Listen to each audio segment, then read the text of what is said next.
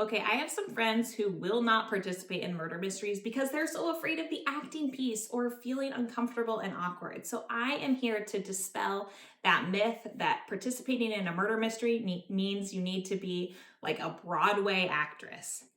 Okay, here's the thing about mysteries. You are given a script as a character. So some mysteries will give you a word for word script of things you need to say. Some will leave it more open ended. For ours, we find a great middle ground. And with the introduction section at the beginning, we give you something very specific to read. So you are just reading that out loud. Kind of breaks the ice. So if you just want to stand up and read in your own voice what it says, that's fine. But then other people from the group might throw in an accent or get into it a little bit more, and it sort of puts everyone at ease.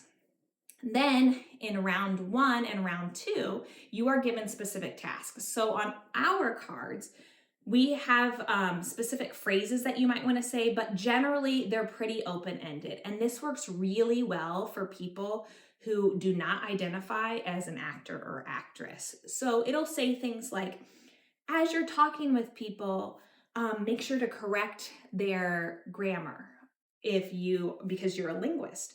Or it might say, um, since you have lots of money, talk about all the fancy clothes that you own. So it'll kind of give you a prompt so you know what to do.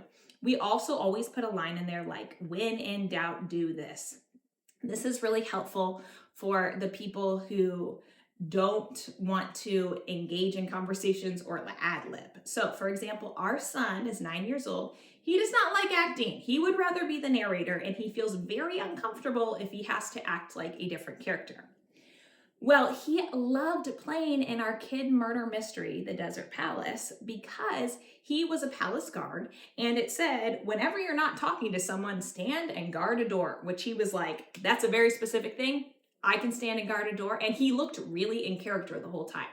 So you really do not have to be a Broadway actor, and you don't have to talk in an accent, though you can if you want, but we want to make this approachable for everyone.